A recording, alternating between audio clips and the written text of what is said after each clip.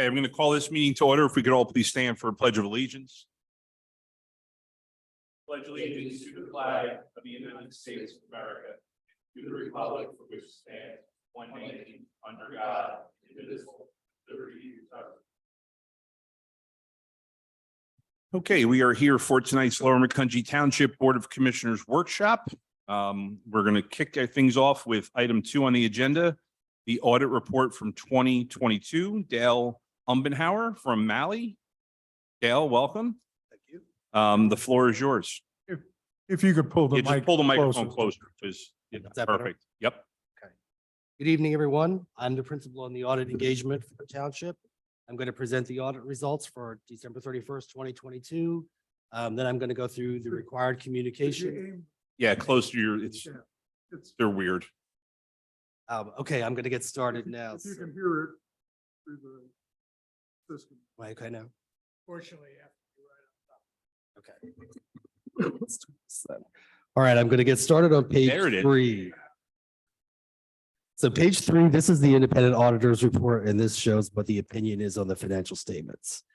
So the opinion is the very first thing you see, and it says that based on our, in all material respects, the financial statements are fairly presented as of December 31st, 2022. It goes through our basis for opinion, and then we have an emphasis of matter for the current year, and that is, as discussed in note 18, for the year ended December 31st, 2022, the township adopted GASB Statement 87 related to leases. Over on the next page, it talks about the auditor's responsibility for the audit of the financial statements, and then talks about the required supplementary information that's included in the financial statements. Over on the next page, this starts management's discussion and analysis. And you can see at the top, this says it's unaudited. We actually don't do anything as far as this goes, except to make sure the numbers presented here agree to our audited numbers. So this section here is Bruce and his team's opportunity to tell the story of what happened through the year. Talks about the ups and downs, changes in different funds, and the reasons for those changes. That goes over to page 10, and then our statement of net position, which begins on page 11, starts the audited numbers. So this is what's called the government-wide statement of net position, and it's called government-wide because it encompasses the entire governmental operations of the township. We have governmental activities, which is all the governmental funds, and then we have business type activities, which is the proprietary fund statements. For the governmental activities, we had total assets of $109,716,019. And that was broken down by about $5 million of cash and cash equivalents, 17 million of investments, 1.5 million of accounts receivable. We have some lease receivable, which is new for the current year, which we had not had before, of $1.5 million. Or no, that's 347,000. Then we have our capital assets, land and land improvements of 41 million, construction in progress of 1.7 million. Building and building improvements of 22.4 million, infrastructure of 52.3 million, machinery and equipment of 12.3 million, and then accumulated depreciation on all that of 44,123,483. On the business type activity side, our total assets are 25 million, and that's made up of 439,112 of cash, about 7.3 million of investments, some AR related to the sewer fund of 1.3 million. And then again, we have our capital assets, 590,000 in machinery and equipment, our sewer collection system of 26.7 million, accumulated depreciation of 11.3 million, brings us down to the total assets of 25 million for the year. Liabilities, our total liabilities on the governmental activities is 19.5 million. And that's made up of accounts payable and accrued expenses of 1.2 million, unearned revenue related to traffic impact fees of 1.9 million, unearned revenue related to the ARPA funds of 3.4 million, unearned revenue related to recreation fees of 619,000, some accrued interest on the long-term debt. And then we have portion due within 1 year of notes payable of $2,004,000. The portion due or payable after 1 year of notes payable of $8,946,000. added to compensated absences of 403,776, and our total OPEB liability of 939,232. We also have some deferred inflows of resources related to OPEB and leases. Again, the lease activity in the current year, that's something new along with GASB 87.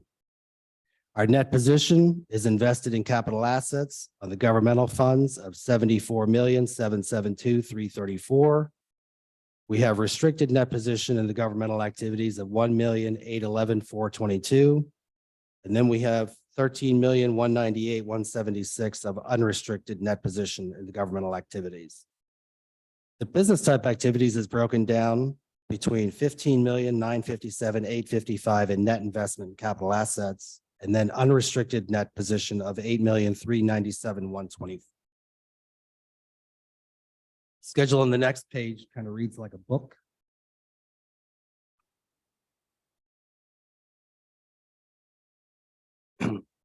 It reads from left to right and then top to bottom. So we present the government-wide expenditures first. On the government-wide basis, we had total expenses of 17,752,990. That was partially offset by charges for services of 5,080,282 and some operating grants and contributions of 1,664,612. That left us with net expense of $11,008,096. So that's the amount that we had to make up by our general revenues, which is our taxes and stuff. Our tax revenues and transfers were 13,633,505, which gave us a positive change in net position for the year of 2,625,409. The expenditures on the sewer fund were 3,854,731. The charges for services were 4,639,233, along with some interest income of 52,869, gave us a positive change in net position for the year of 837,371. The next schedule is the balance sheet for the governmental funds. The thing that you notice here that we just went over that you didn't see, we have no capital assets on this schedule. We have no long-term debt. We have no OPEB liabilities. This schedule is based totally on current resources. So wherever we're expected to expend in the current coming year. General fund, we had total assets of 14,371,306. Total liabilities of 1,012,691. Deferred inflows of resources related to the lease activities of 334,205. We had non-spendable fund balance of 13,200.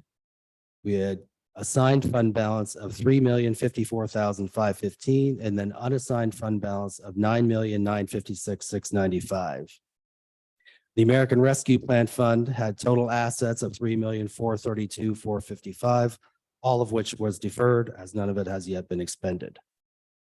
Capital Projects Fund had total assets of 1,786,868, total liabilities of 138,457, committed fund balance of 304,000, and assigned fund balance of 1,344,411. The Developer Fee Fund had total assets of 3,032,327, total liabilities of 2,552,067, leaving us with restricted fund balance of 480,260. The Liquid Fuels Fund had total assets of 1,015,600, total liabilities of 17,822, leaving us with restricted fund balance of $997,778. The Open Space Fund had total assets of 333,426, total liabilities of $42, leaving a restricted fund balance of 333,384. The Debt Service Fund had total assets of 21,703, all of which is committed for debt service. The next page is a reconciliation that gets from the schedule that we just looked at back to the first schedule that we looked at. So what it takes is the governmental fund balance, and it adds back all the capital assets, the deferred inflows of outflows, and then all the debt related items to arrive at the net position of the governmental activities. Over on the next page is our fund level statement of revenues, expenditures, and changes in fund balance. So for the year in the general fund, we had total revenues of 16,626,396. Total expenditures of 13,160,891, giving us an excess of revenues over expenditures of 3,465,505. We then had some transfers out of 1,015,000, leaving us a positive change in fund balance for the year of 2,450,505. The American Rescue Plan Fund had no activity for the year. Capital Projects Fund had total revenues of 1,354,469. Total expenditures of 1,389,898, giving us a deficiency of revenues over expenditures of 35,429. That was offset by some sale of capital assets and interfund transfers in. We ended the year with a positive change in net position of 638,212. On the developer fee fund, we had total assets of 25,537, all of which is restricted for developer fees. The liquid fuels fund had total assets of 967,068. Total expenditures of 2,093,779, giving us a deficiency of revenues over expenditures of 1,126,711. And that is the net change in fund balance for the year. The open space fund had total revenues of 1,386,513.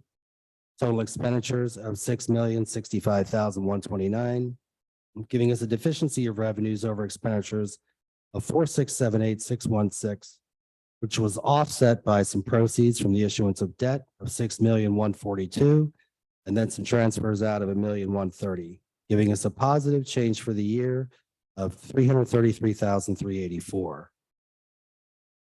The debt service fund had total revenues of 4,696, total expenditures of 1,470,793, giving us deficiency of revenues over expenditures of 1,466,097, which was offset by interfund transfers in, giving us a positive change for the year of 21,703. The next schedule is another reconciliation that gets us from the schedule we just looked at back to the schedule of statement of activities for the government wide. So what it takes is our net change in fund balance that we just looked at, and it adds back in our capital outlays, depreciation, other transactions involving capital assets, and then backs out all the bond and note proceeds and related payments. Over on the next page, this is the statement of net position for the sewer fund. So we have total assets of 25,044,128, total current liabilities of 651,409. We had compensated absences of 37,740, giving us total liabilities of 689,149. Net position, as I had already mentioned, was split up between investment and capital assets of 15,957,855, and then the unrestricted portion of 8,397,124. The next schedule is the changes in net position of the proprietary fund. So we had total revenues of 4,639,233, total operating expenses of 3,854,731, giving us a positive operating income of 784,502, added to some investment income of 52,869, giving us a positive change for the year of 837,371. The next schedule is the statement of cash flows. I'm not going to go over this schedule. It just shows the ins and outs of cash for the year. Over on page 20, this is the statement of fiduciary net position. So this is the fiduciary funds, which is broken out between the pension trust fund and the custodial fund. The custodial fund had total assets of 2,333,801. We had some escrows payable of 165,924, giving us net position restricted for custodial purposes of 2,167,877. The pension trust funds had total assets of 8,264,679, all of which was restricted for pensions. The next page shows the statement of changes in fiduciary net position. The custodial fund had total additions of 981,181. and some escrow expenses of $549,267, giving us a positive change for the year of $431,914. The pension trust funds had total additions of $496,205. Unfortunately, there was investment losses for the year in the pension trust funds of $1,547,597, coupled with benefits paid of $54,299, gives us a negative change in net position for the year of $1,105,691. The next page starts the footnotes. I'm just going to go through the footnotes now that I feel are pertinent and I want to point out. So the first one is on page 32, and this is footnote 4, the deposits and investments. On page what? 32. 32. This is the deposits and investments footnote. It shows the cash deposits, the petty cash, the certificates of deposit, and the investments of the township at $40,248,700 in total. Then it shows the reconciliation to where those amounts can be found on the statements that we already looked at. On the next page continues the deposits and investments footnote. The first one, the first table there shows the township's investments and shows they're broken down between amortized costs and fair value, depending on what kind of investment they are. So the total township investments were $18,847,393. The bottom table shows the investments for the pension trust fund, and those are a total of $7,749,075. Over on the next page, page 34, note 5. This is a new footnote for the current year. This goes along with the implementation of GASB 87. It talks about the lease receivables. So basically what GASB 87 did was it took all of your leases and we either had to create a receivable for them if you are the lessor, or we had to create a liability for them if you are the lessee. So the township operates as lessor with a few leases. So that gave us lease receivables for the current year. We have cellular phone service antennas, and then we have a lease with the state representative. On the next page just shows the lease receivable schedule for the next, through the end of the leases, actually. So it goes each year for the first 5 years, and then in 5-year increments after that. It's broken down between principal and interest.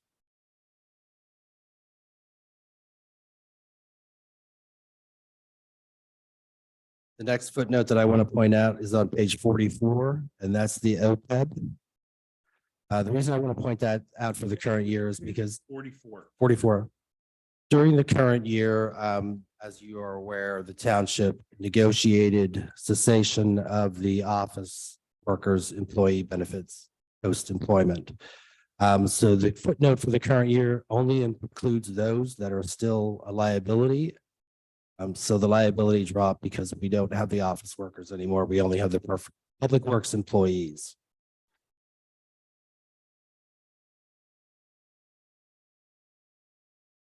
Over on page 46 shows the roll forward for the year. And this is where you'll see the adjustment for the buyout. So we started our liability in the prior year at $1,210,094. Then we add the service costs and interest, which were prorated based on the amount that was still needed to be in there. And then we have a line item for the other changes, which was the buyout of the office workers' benefits. That gives us our balance at the end of the year of $939,232, which was a decrease of $270,862.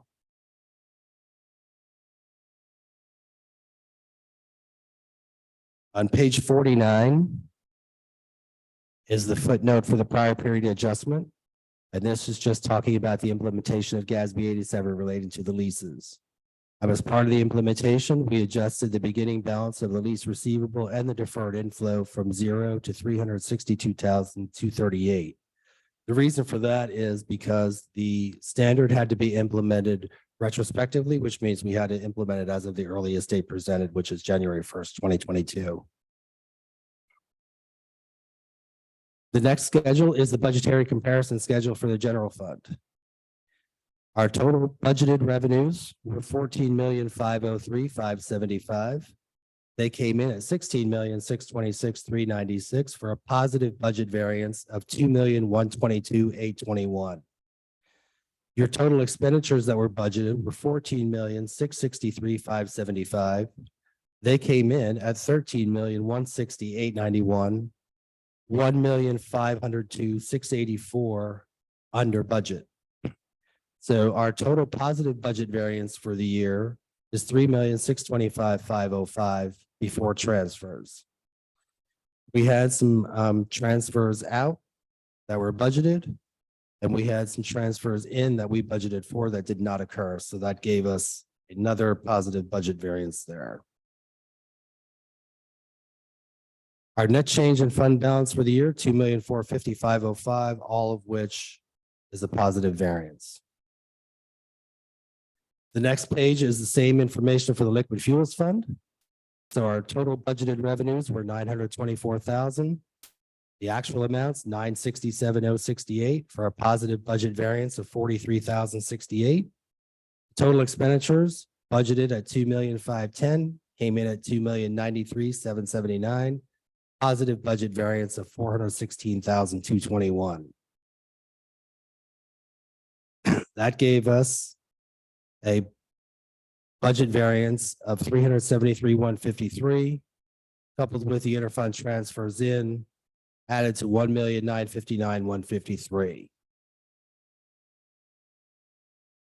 The American Rescue Plan Fund is next.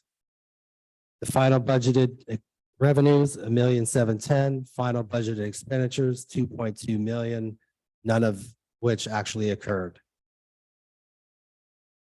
Open Space Fund is next and last. The final budgeted revenue numbers are 1,800,000. The actual amounts, 1,386,513.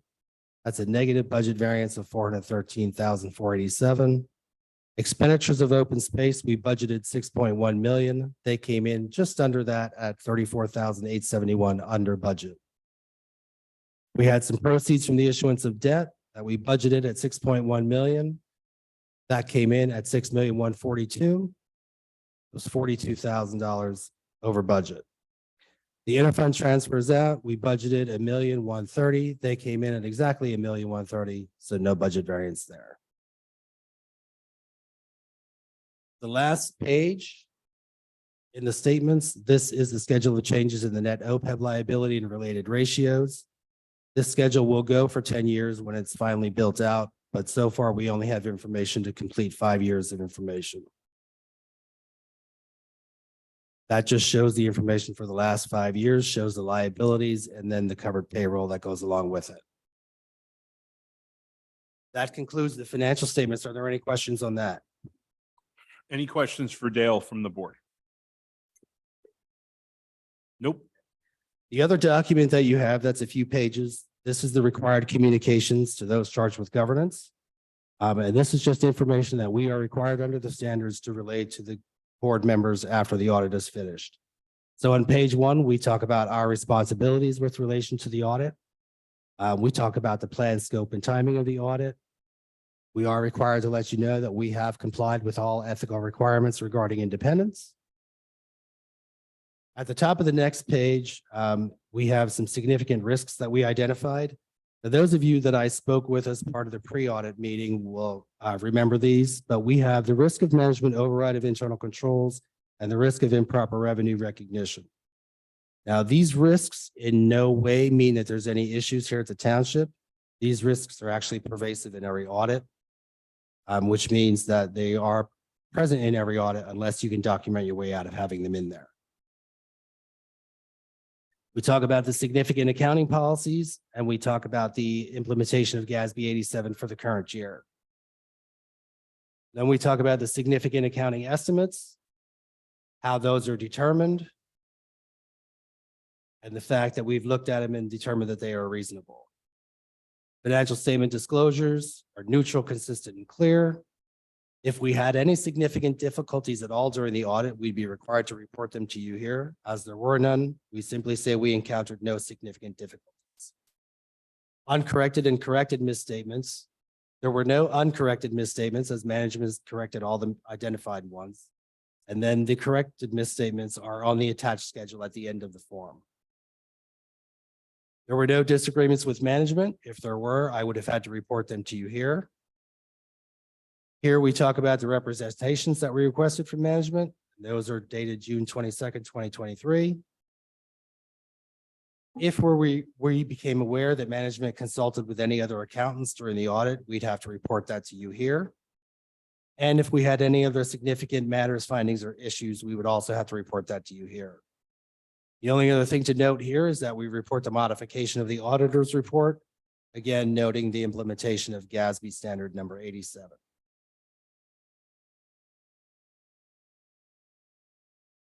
The other document that you have in front of you is a one-page document, and that is simply the concise statement, the financial statements that gets printed in the newspaper. And that's just simply a concise version of everything that we went over tonight. Are there any questions for me on anything that I presented?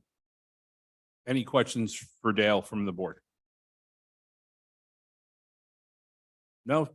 Well, if there are any questions after I leave, Bruce knows how to reach me. All right, Dale, thank you very much. You betcha. Okay, if there's no objection, I would like to move item 10.1 up to number 3. Is there any objection from the board? Okay, then item 10.1, update on Trexler Business Center, Unit 5, Raising Canes. Mr. Jones. Yes, sir. So just so everybody is aware, we've been reviewing Raising Canes now for the better part of actually several months, in the fact that we did get a chance to look at internally some sketches, but the formal application was made to the Planning Commission recently. And we provided some comment. We do feel that the project at this juncture is moving along in such a fashion that it was wise to bring it to the board, as the only outstanding topics that remained were truly of a engineering standpoint, a technical standpoint in terms of the design of the site. Primarily, the one issue that gave the Planning Commission some pause was the traffic flow, the internal traffic flow of the site. However, I can note that the applicants have resubmitted the plans for the July Planning Commission meeting and basically created a situation where there were several points where originally there were several points for conflict, potentially in a busy parking lot with a drive-through, where we were concerned that there could be some fender benders. And by essentially putting in place a one-way counterclockwise internal motion to the site, it's allowing for less of those conflicts. By doing that, ensuring that the township engineer is satisfied after their review this month, essentially all other planning items and other items have been taken care of. I should note that we've been working closely with the applicant's engineer as well as the applicants in terms of our design guidelines. The rear of the structure does face Hamilton Boulevard, but we have been working on architectural materials for the exterior. Now we're looking at a mural for the exterior facing along Hamilton Boulevard. There's a very generous landscaping plan. There's going to be a street wall just like next door at Wawa. And there will also be a walking path in between the Wawa and the Raising Canes. So there's outdoor dining that's proposed, and the applicants did appear before the zoning hearing board for their sign package. So they've been moving at an incredibly expedited pace. The company has made it clear that they wish to proceed forward if they can with construction before the end of this calendar year. And obviously, with this being the flagship location for the Lehigh Valley, we would be very excited to help them meet that point. Again, we do need to finalize the review on the engineering side of things, specifically with the traffic flow. That has been something that we just want to make sure is 100%, just because it is a tight site. And we equally did the same with Wawa right next door. We anticipate both of these sites being very busy, so safety is the most important thing. But presuming that gets taken care of, we wanted to bring it to the Board of Commissioners for any questions, any comments, any suggestions before we prepare any recommendation at the Planning Commission level or a resolution for the board in the coming months, and just make sure that you're comfortable. So If all goes well with this, we would plan on seeing it at some point again in July. But I'm happy to take any questions or comments. Engineer McAdam is here to speak in a little bit more detail if you'd like on some of the technical side of things. But again, I would say planning concepts are taken care of, and we were waiting on that one technical item. All right, thanks, Nate. Mr. McAdam, anything to add? No, I can say that we've met with the applicant and their engineer, and we did receive the revised plan. We're looking at it, and we'll get an official review out shortly. Okay. Commissioner, questions for either the engineer or Mr. Jones? Commissioner Robert. Okay, this is an improvement over what was before the planning commission last month. At that point, there were 3 stop bars and 2 directional traffic. One question I have is, why do we even need a bypass lane? Because there are no parking spaces or exits or anything else that people need to get to, that I would view the one-way lane in front of the store as being an adequate bypass lane. I think that that's a good point, Commissioner. You know, one thing that we talked about internally with our double drive-through concept, which has become, you know, basically an industry standard at this point, has been this bypass lane. Now, the bypass lane, obviously, we think about emergency access. If an EMS truck ever needed to get in for any reason whatsoever, or a police cruiser, a trooper cruiser for any reason whatsoever. But we were also talking about it internally, and you know, you would never expect it to be the case, but if you're in line for food and all of a sudden you recognize that you forgot your phone or your wallet, or you just needed to get out of the drive-through and get out, the opportunity to basically get out of line and get out, as opposed to wait until you go through the whole queue, was just something that was considered to be a wise and opportune necessity for a site that now has 2 double drive-through lanes. So that's something that we talked about with the Wawa as well. I think another thing that we could also talk about is any type of larger vehicles that might need more space. They'll be able to circumnavigate the site on the exterior lane a little bit easier in a worst case scenario. But the one that the planning commission continued to bring up at both at Wawa and for this one was, well, what happens if I forget my wallet, or I decide all of a sudden that I don't want food and I'd like to get out. So it gives people an exit. And I'll jump in on that as well. And obviously, Bud is here. He can correct me if I'm wrong, but when we sat down to discuss the adjustments that they were about to make to turn it into a one-way, if I recall correctly, the bypass lane is for the practical reasons that Nate described, but also because it provides enough room for the fire truck to get through. Correct? But I mean, it's not like it's that tight, but it basically serves 2 purposes, if I understand correctly. Brian's those 2 dark areas, they're canopies. So anyway, fire get it around the site, bypass. Those are covered. Bud, can you go up to the microphone? We can't hear you. So I think, and I appreciate Bud pointing that out. So those are actually structures Yes, that would otherwise impede a fire truck certainly from being able to get through. I don't know how, off the top of my head, I don't know how high the canopies are, So, but there's something in the way, so it's kind of necessary to get the fire truck okay, it around. just didn't seem to accomplish as much as a normal bypass lane would. And so just wanted to bring it up as far as an option. It sounds like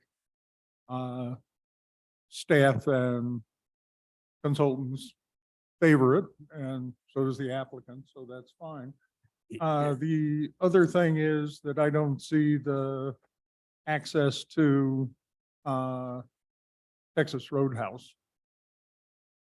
There was a Yeah, lot of so- discussion. But Go ahead, Bud. We'll let the voice in the sky take that. It's you, Nate. So there was a lot of discussion regarding this matter.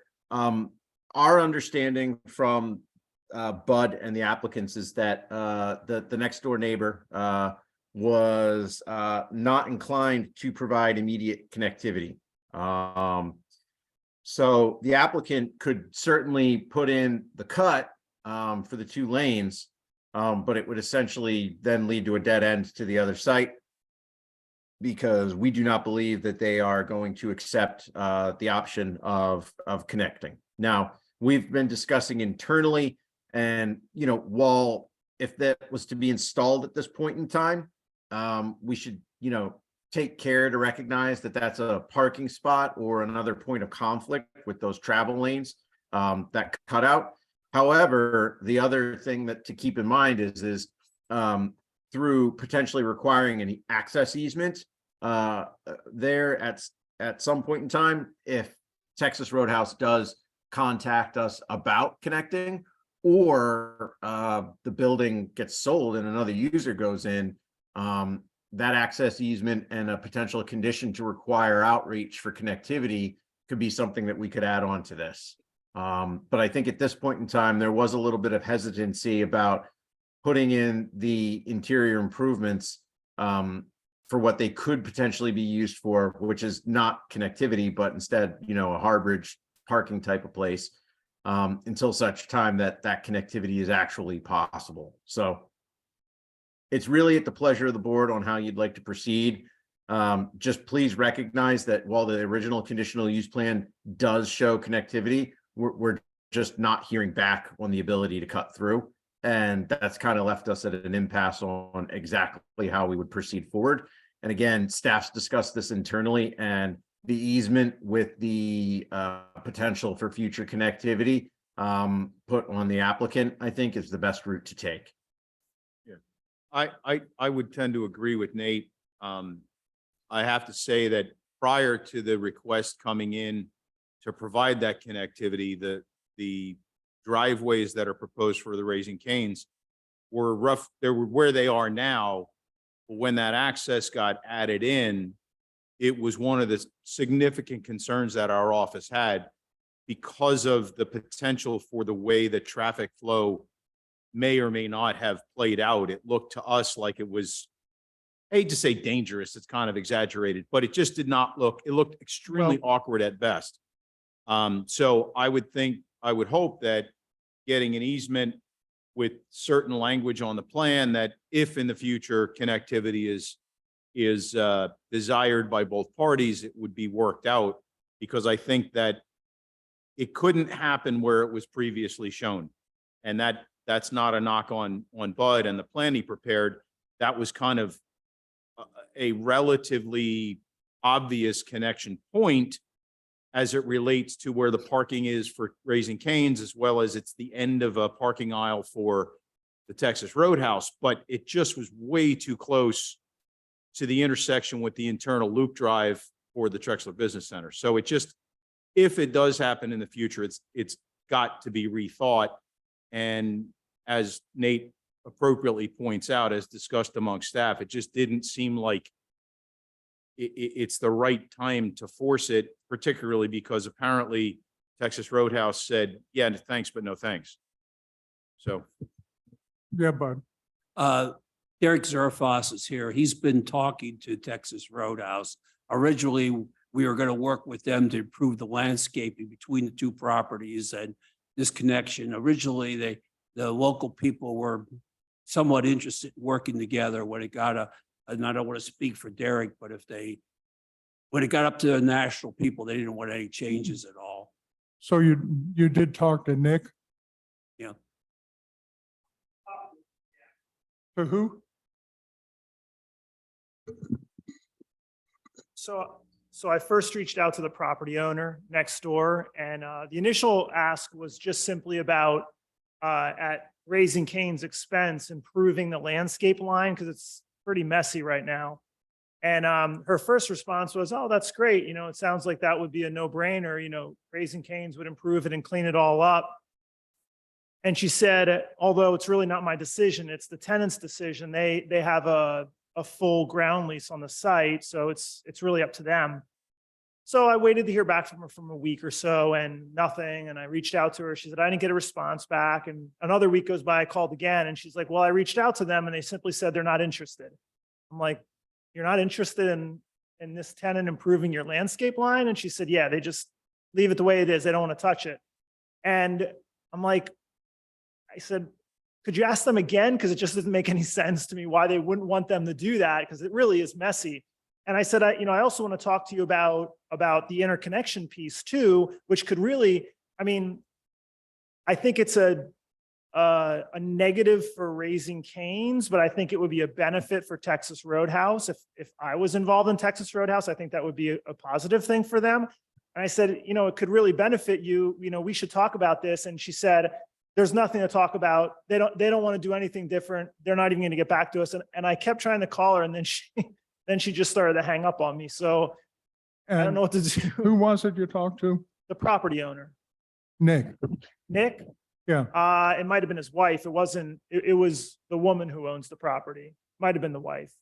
Oh, Yeah. okay. I don't recall Nick, but yeah, Okay. they've owned it for a while, so it's probably maybe it's her husband. I talked to Nick and yeah, he had to run it up the flagpole with Texas Roadhouse, but he personally was in favor of it. And Yeah. the biggest setback or deterrent was having to relocate the light standard. Yeah, I mean, she thought it was a no-brainer, but Texas Roadhouse absolutely refused to want to have anything to do with it. And she's like, I'm Okay. sorry, there's just nothing I can So do. I'll follow up with them. Yeah. Thank you. Any other commissioner comments or questions? Okay, thank you very much. Okay, moving on to item 4, or I'm sorry, new item 4, old item 3. Review of plan and resolution for Spring Creek Estates 2022. Mr. Jones.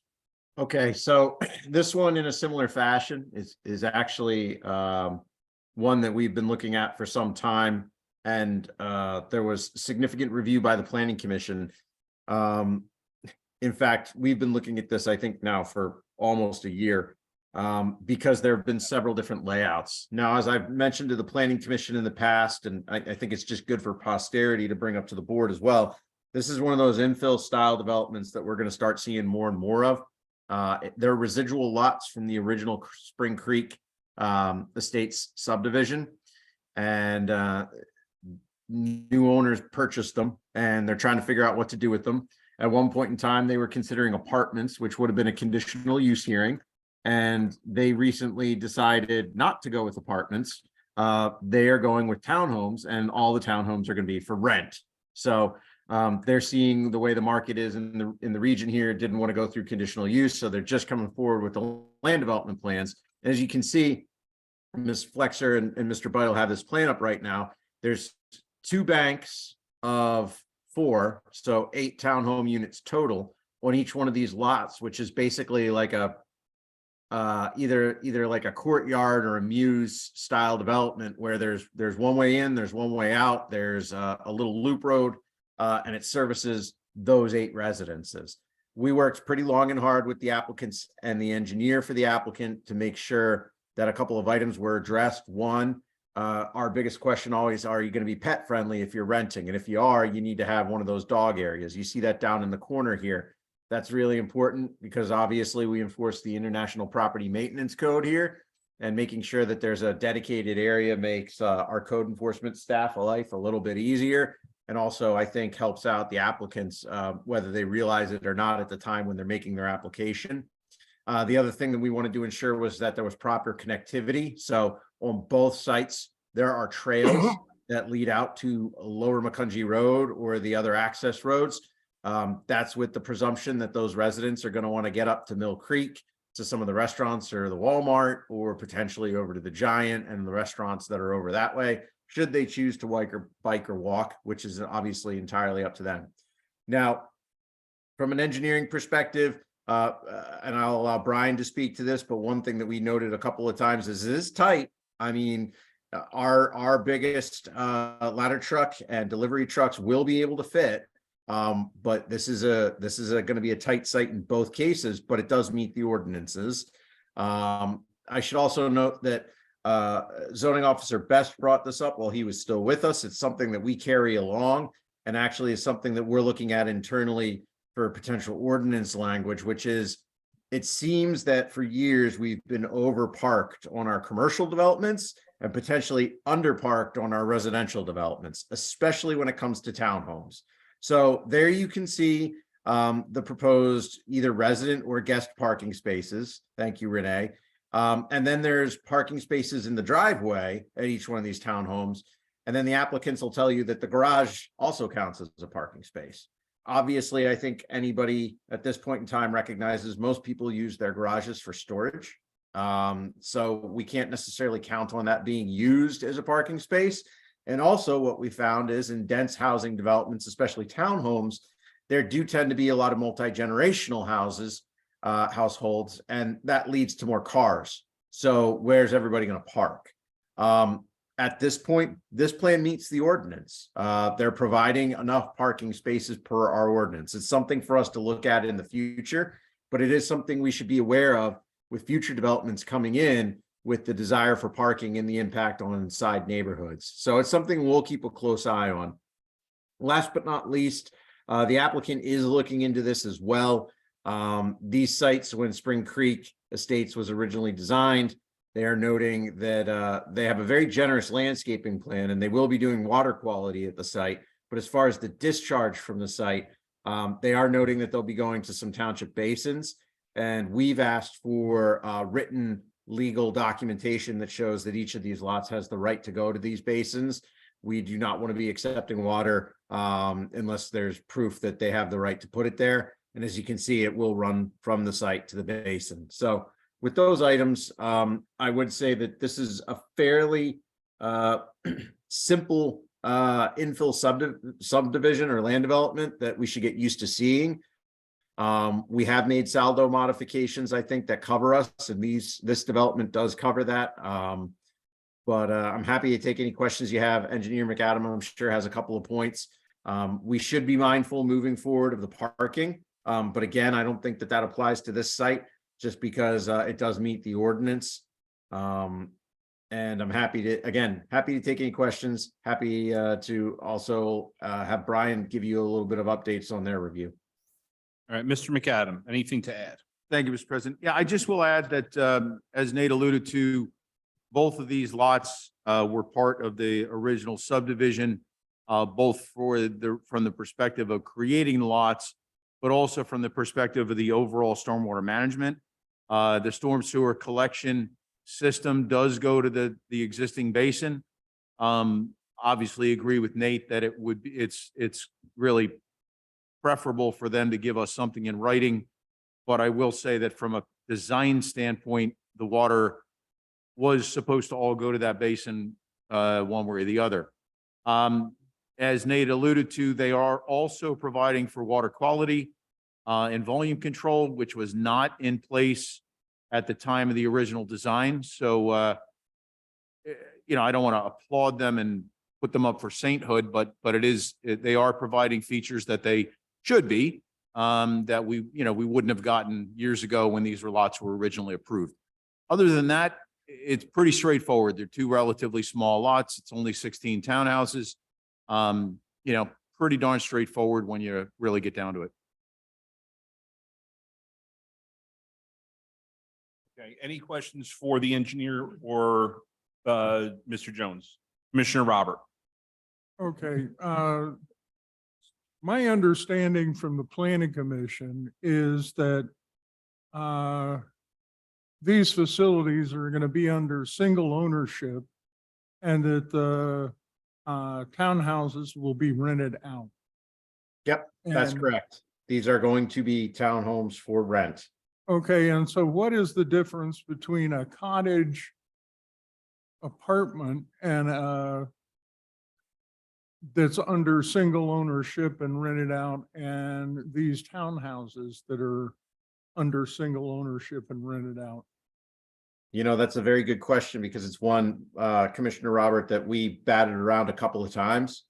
At the end of the day, it is a full-size residence. Are they interconnected? Yes, but they're town homes.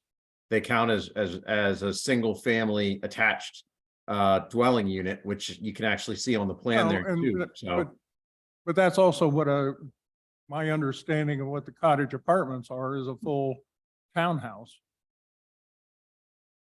yeah, Uh, I mean, And so okay, go ahead. Okay, so it brings up the question of, is this an apartment complex or is it individually owned townhomes? And it doesn't seem like it's individually owned townhomes. And so just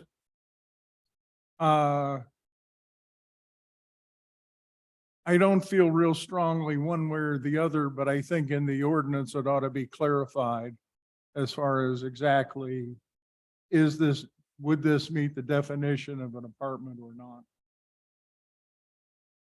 I appreciate the input there because I think it's something that we can maybe tighten up some of our language as we proceed forward.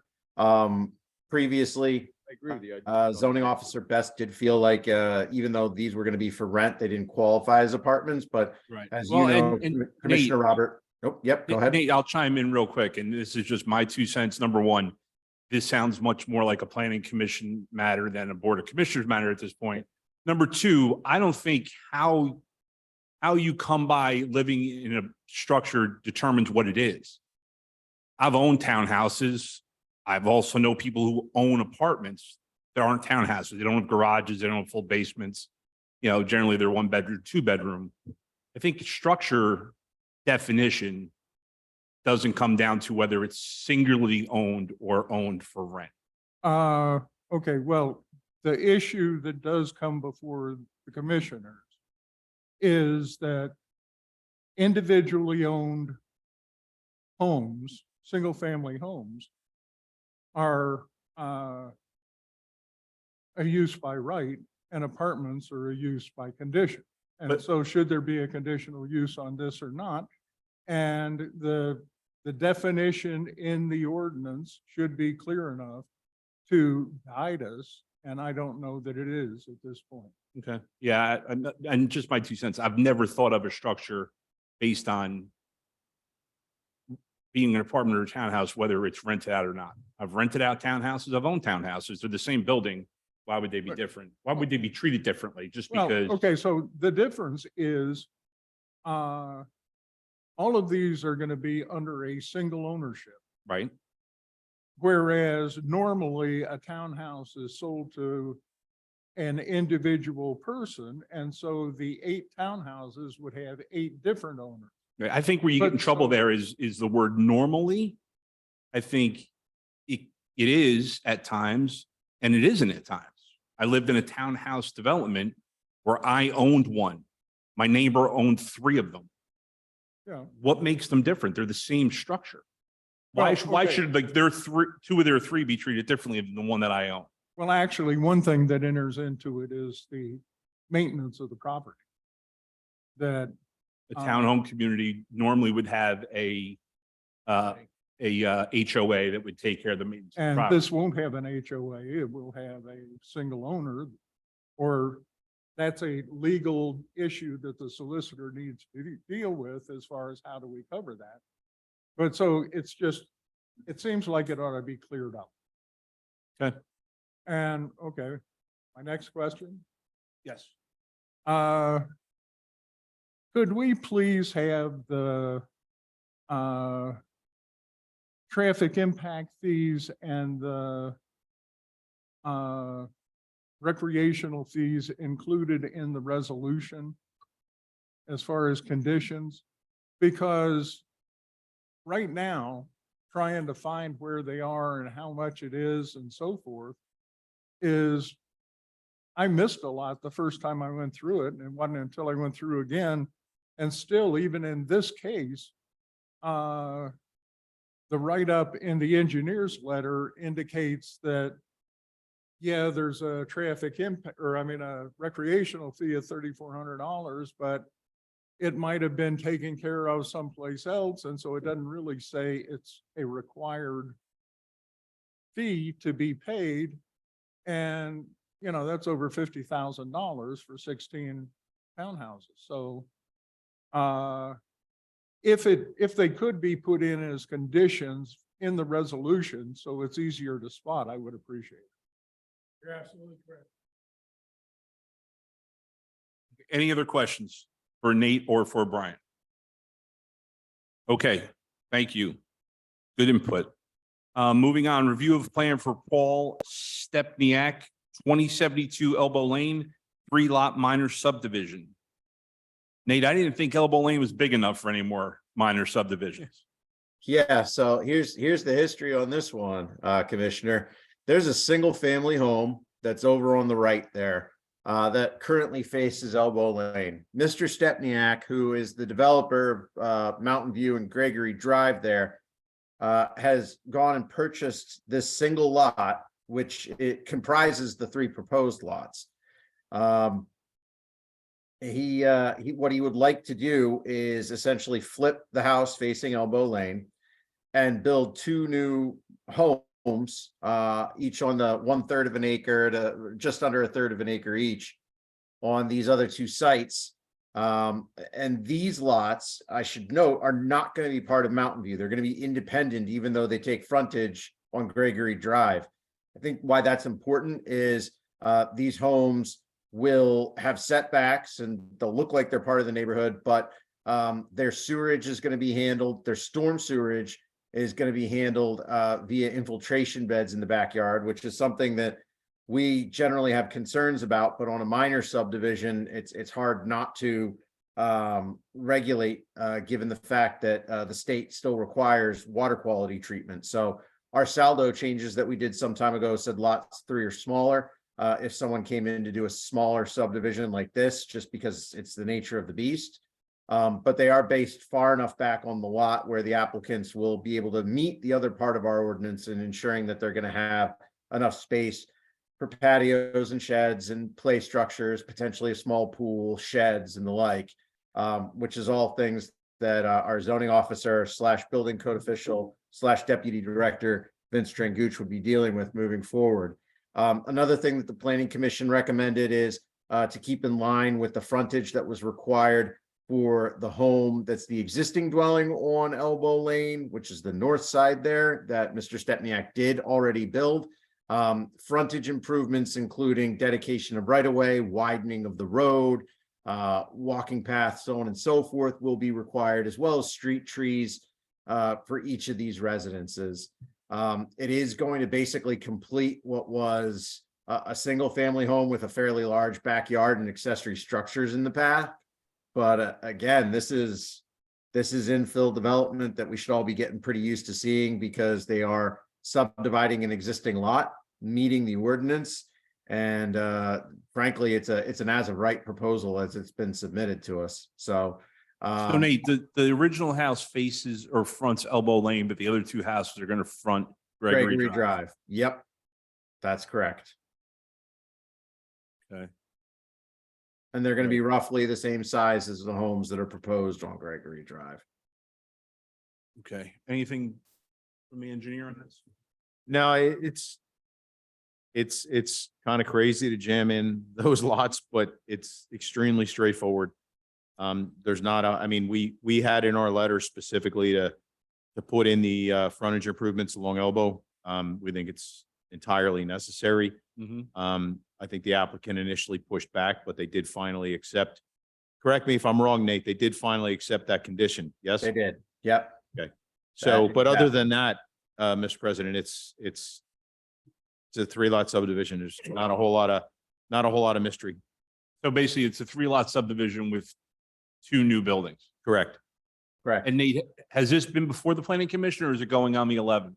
No, it's been before the planning commission with a recommendation before the board. So Okay. we have time on the MPC clock on this one, but we did want to get it to the board for any potential feedback as we prepared to have you consider an eventual approval. I'll have to read through it more. I don't know that I'm crazy about the way they're going to be discharging water. To me, that sounds like a problem waiting to happen. It's not like this is a commercial development where they have places where they could do spray irrigation or things like that. So that would be a concern of mine, but we'll see after I read through it a little bit more, what happens when it comes to us at the end of the month. Well, I will say, Mr. President, this took place in large part while I was out, on my vacation. But the proposed stormwater management facilities are small. I believe they are only for volume control. I don't hold me to that, but we did have some comments on our previous letter about where they discharge and how they discharge. I do believe that we've gotten revised plans that are under review.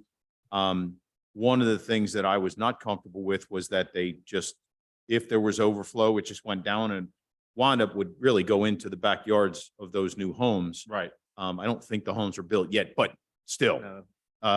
So I know that that was a concern of ours. I honestly, at this point in time, don't know how they addressed it, if they addressed it. But I have similar concerns about it because it's one of those, we like to have as much stormwater management as we can. Sure. But it's got to be done right. So we are looking into that. Like I said, I'm not sure offhand if or how they addressed it, but I do believe they made an effort to address it, but we will have an official review out soon. Any questions for Mr. Jones or Mr. McAdam? Okay. Could I make a quick comment? No, Renee. Yes, go ahead, please. This is something that actually, Nathan, I never thought of before until now. Can we look at the streetlight layout for this as well as the one that's for Mountain View Estates? Just so we make sure that the whole Gregory Drive is covered. Yeah, certainly. It is something that we brought up in our review letter, Renee, to make sure that that's an item that gets taken care of. So I think we can make it a potential condition of approval and certainly work with the applicant and their engineer to make sure that it gets buttoned up. Thank you. Okay. Thank you, Renee. Moving on, review of plan for Stone Hill Haven, 6709 Mountain Road, final minor subdivision. Okay, so this will be the last one for me to present to you all this evening. This is another minor subdivision. I should note that the site was originally considered by the applicants for attempting to phase in another portion of Stonehill Meadows with a density of a number of units in there. The challenges that came up involved the grading of the site, stormwater, and then anyone who's familiar with this area of the township, the intersection of Gaiman Road and Mountain Road, there's a historic farmhouse there. And then immediately behind it, there's a lot of natural resource area in terms of headwaters of a creek that runs down. There's a spring. I believe that there's been some potential pindy hits. So it's a wet area. It's a ecologically important area. So half the site is essentially already spoken for by historic and natural assets for the community. The other half of the site is where we would be looking at a residence, and there they've tested for septic and a well. So we're basically looking at an estate lot. There was talk originally, because of the situation on Mountain Road, when they were considering more units, about coming in off of Gaiman Road, but then you're talking about a bridge over the creek and all the environmental permitting that comes with it. Coming in off of Mountain Road caused some issues too. So now here we are, and instead of all these units, we're looking at a single family estate residence, which will likely have a big backyard, probably a larger home. And as far as things go, that's what we recommend for this area of the township. I should note, when it comes to frontage improvements, this is Mountain Road. As noted in a whole bunch of other developments, not recommending frontage improvements. Why? We're trying to maintain the rural character of the road. There's no need for street trees. There's no need for curbing. There's no need for sidewalks. It's a rural road. That being said, one thing that we do want to do, and we have asked the applicant on and are recommending as a condition, is an easement for access for the trail that goes up through the Stonehill Meadows to the north, downhill from this site. And that easement would allow for access across the site in some way, shape, or form, preferably along the property line, maybe over on the east is the best spot to get walkers out to Mountain Road and then up to the Wildlands Conservancy on the opposite side of Mountain Road. Because one, we would be able to create a very large loop trail system there that would get you from all the way down where Woodmont Phase 2 is at up to the top of the mountain. Two, it is an asset that we feel is pretty important to maintain really what in the spirit of Stonehill Meadows was supposed to be, which was an open space subdivision, bringing those residents closer to the natural resources we have in the township. So we're recommending that easement, recommending waiving the frontage improvements other than the offer of dedication along Mountain Road if it's ever needed. And considering we were looking at a whole bunch more houses there, now we're looking at an estate lot. This is a win for us. So we're recommending it and handing it over to Engineer McAdam to bring up anything I might have missed.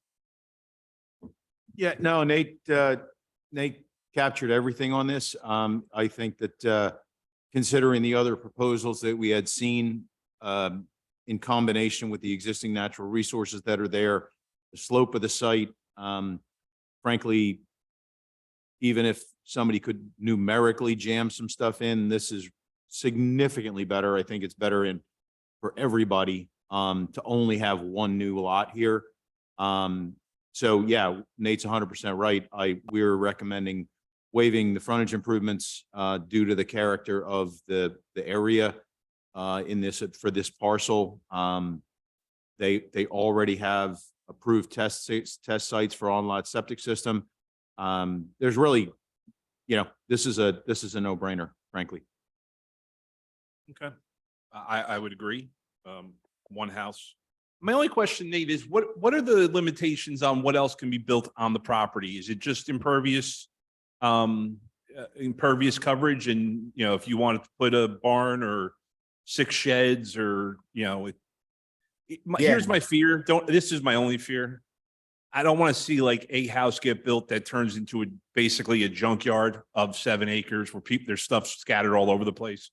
There are too many of those on the outlying areas of the township where then we have to enforce cleanup, which I know we've tried to do on some in the past, and so I'm just curious as to what, like, we call it an estate lot. What's allowed, what's not. Yeah, so I mean, when I think of an estate lot, I generally think of one that's going to be a single family residence with a large amount of acreage, given the fact that most subdivisions these days we see, you get 1/3 of an acre, a half of an acre. This is 7. So I think your concern's well met because you're right. We live that fairly often. I should note our zoning ordinance is going to govern what can go in up here. So they have enough space to do agriculture if they want to do agriculture, if they want to start keeping some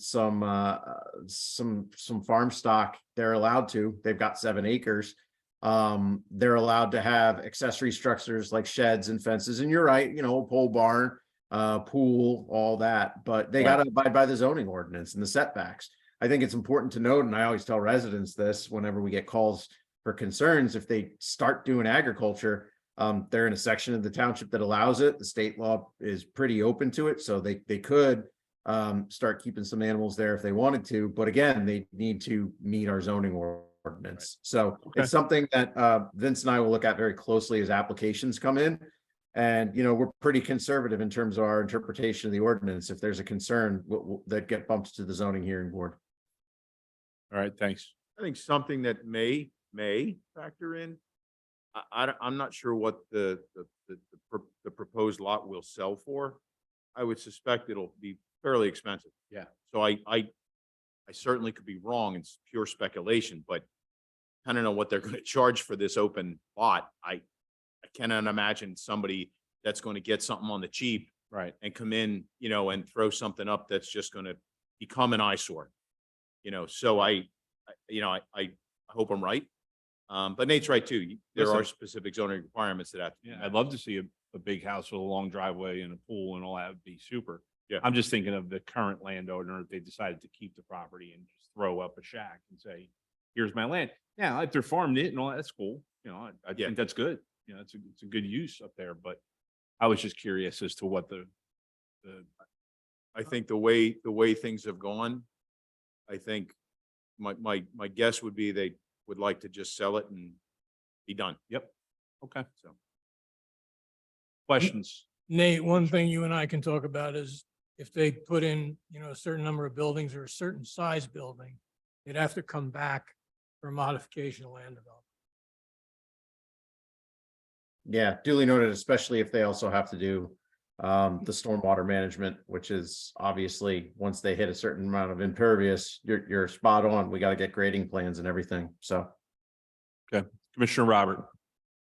Okay, my only question is the marshy land, would that technically be considered waterways of the Commonwealth?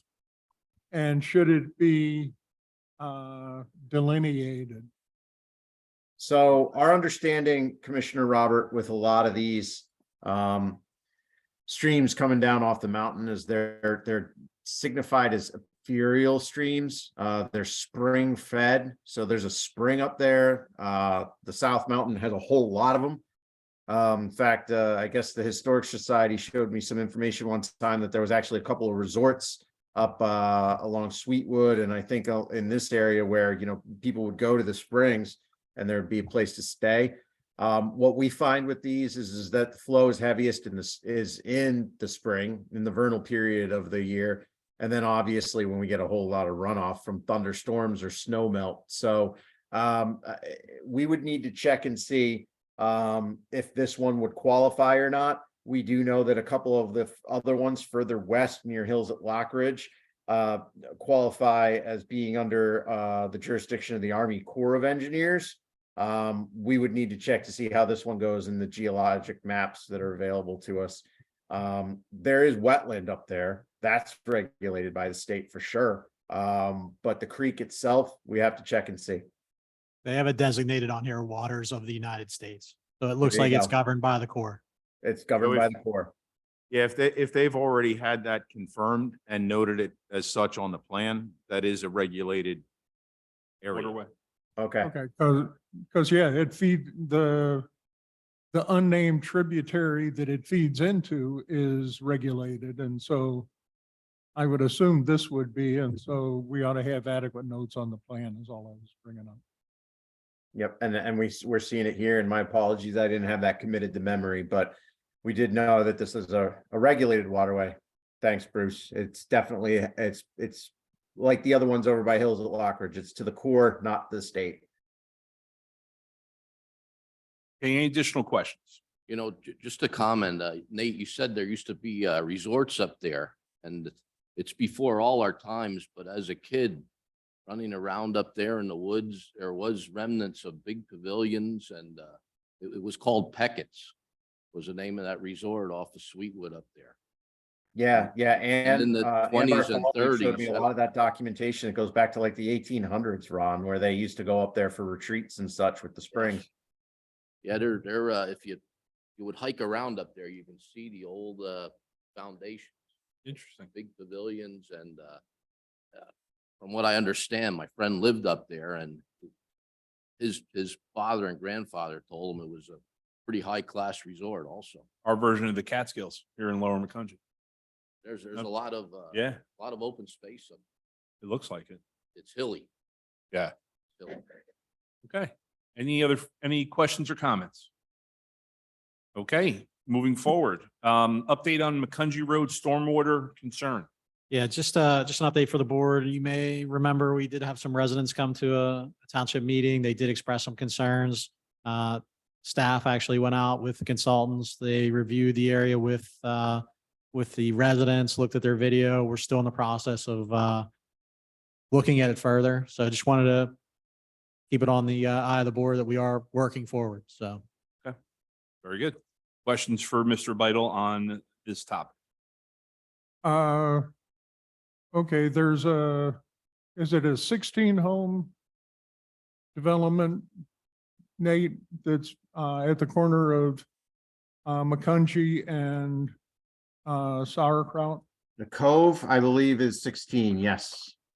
Okay, and, okay, that has okay, they're proposing to use a provisional no detention method for stormwater management, which means they won't have a detention pond.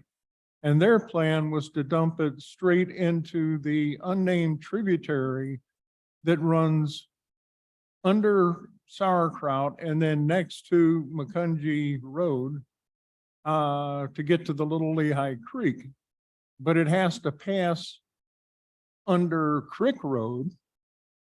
And the culvert in Crick Road is not the right size. And so the housing development dumping into the unnamed tributary would increase the flooding for these people because it would increase the water flow to the choke point of Crick Road. And so has anything been resolved as far as, is the applicant going to be required to fix the culvert at Crick Road or not?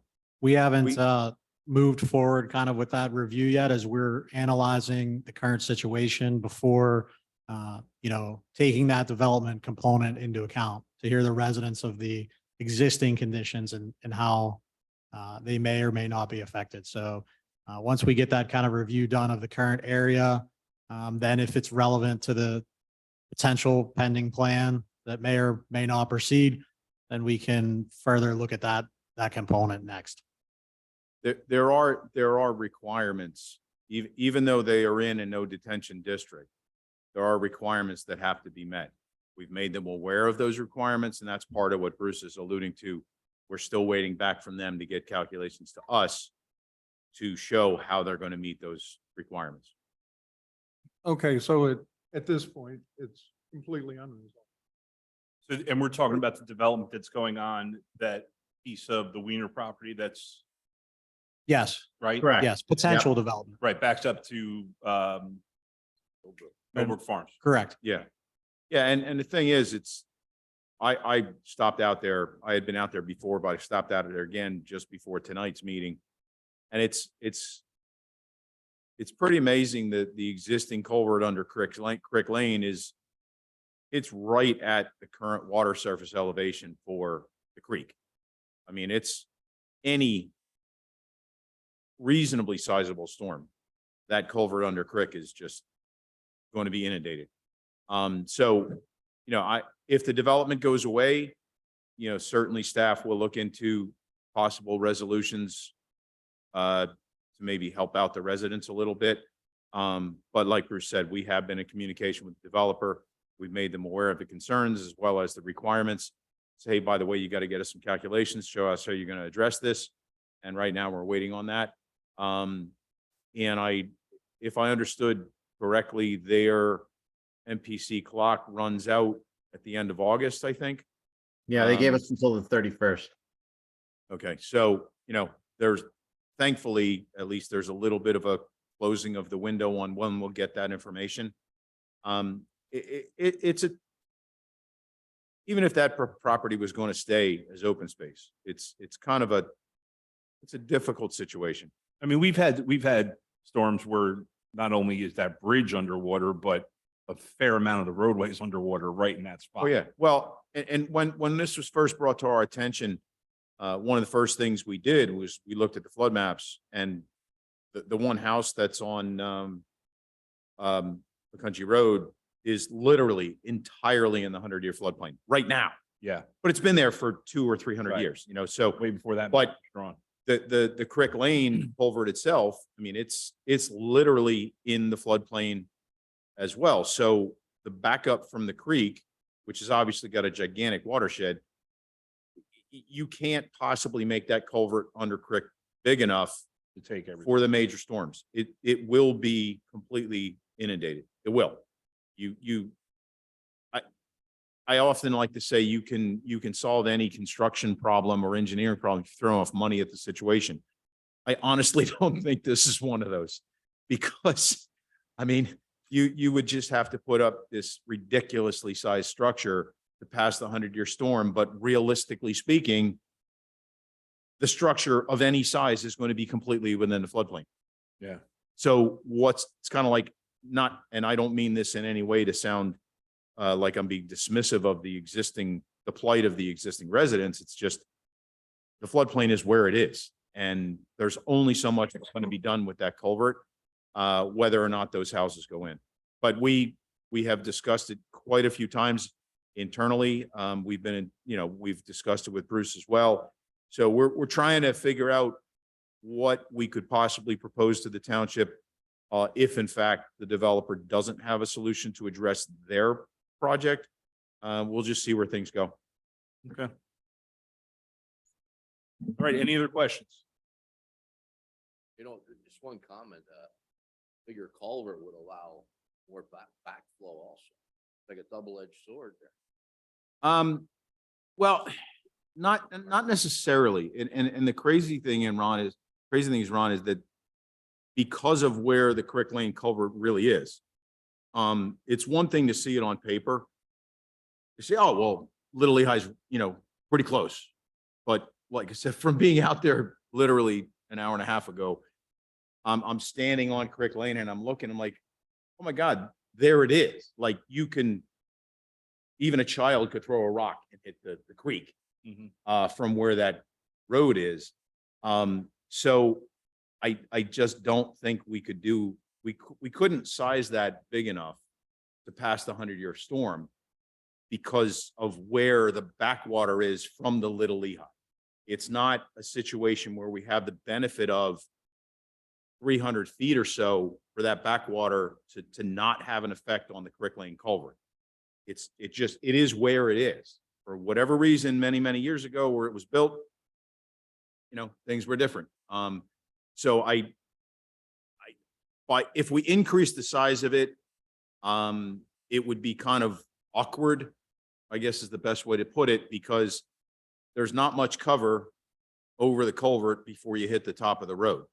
So if you made it bigger, the road would have to be built up, which means you're creating more of a kind of a dam behind it for the really big storms, but you might be passing the smaller storms a little bit easier. It becomes a really, to your point, it becomes a double-edged sword. So we first became aware of this a little bit ago. It's been something we've discussed, and now it's been basically revisited partly because of the subdivision. And so we'll see what their calculations show, and obviously we'll review them like we would review any calculations that come in, but it's a tough one. It really is. Thank you. Okay. Review applications and recommendations to fill vacancy on the library board of directors. So you'll see in your packet, we did receive a recommendation from the library to approve Heather Shirk to the library board. So I don't believe that there were any other applications. Correct me if I'm wrong, Ms. Fletcher, but I think that was our only application and that's their recommendation. So. Okay, any questions? Review applications and recommendation to fill vacancy on the Parks and Recreation Advisory Board. So you'll also see once again, been recommended by staff, Dania Kessler to the Parks and Rec Committee. That does fill the vacancy left by Dr. Moore, who went to the Planning Commission. I would note we had one application. This was it. However, after the closing period of the applicants on the Monday, later in the day, we got another applicant. So we'll provide that in the board's correspondence section on the next agenda. However, we did not consider that applicant. So if the board is willing or would like to look at that, we consider that process closed and we're keeping it on file. So. No, it's always good to have people in the hopper. Quick question. On the applicant that came in later, was that specifically for Parks and Rec? Correct. Is that a multi-use? Parks and Rec. option? Parks and Okay. Rec. Thank you. Okay, manager updates. Yeah, just a couple quick things. It was a question at one of the last meetings about access for under the Turnpike Bridge that goes in Camp Olympic. We're continuing to work with legal. We have an agreement from the Turnpike Authority. They've provided the exhibit necessary to show the access component under their facility. We do not believe that we have any further negotiating ability on a couple items that the solicitor's office identified. We've been told this is the access agreement. If you choose to accept it, let us know. So we'll have that for the board unless you have any other issues or concerns about it. We'll bring that forward at a future meeting fairly soon. Also, we had talked about and the board had authorized the bridge painter / construction work that was going on there to allow access in an easement to allow them to move equipment. We do have an exhibit that shows the staging area for their items down by the parking lot, by the pavilions and the basketball courts. That bridge is weight limited to 3 tons, however. It looks like they're going to bring in the exhibit that we have finalized some access from the Lower McCungy Road side. If you notice where the old shed / barn is, come in that way and hug the turnpike down to their bridge. So we are finishing that. You did authorize me to execute that when it was done. So we'll have that. They're looking to get in there right away. Do we get any feedback on the hazardous waste down there? They acknowledged that. We told them to get it out of there right away. That was the bridge rust. So that's what that component was. We expressed that we had concerns from a resident and definitely didn't want that in our floodway. And then Mark Fisher, he did delineate in that agreement about not having those type of things. They must be hauled away immediately. So As far as what they put in for for their access to under the bridge through the township property. Can part of that be used as a base for developing the alternate driveway into Camp Olympic? it's in that location. I don't know if they're gonna put material down or if they're just gonna, move it when the ground's solid as it's been lately.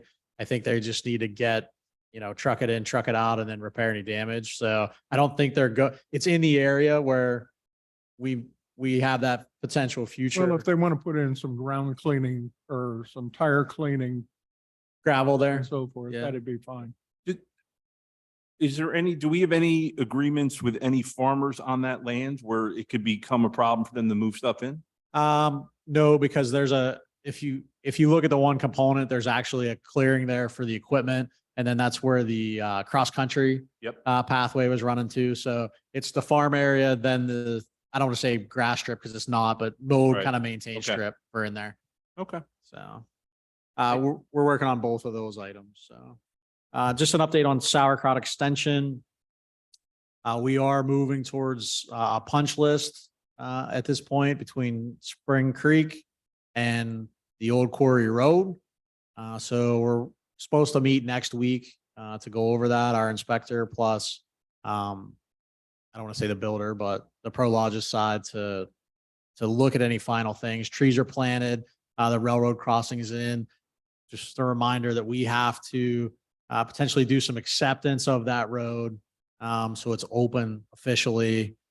We also we're waiting for the construction to occur on lot 12 for the site work to start to lay the new roadway towards the township compost facility.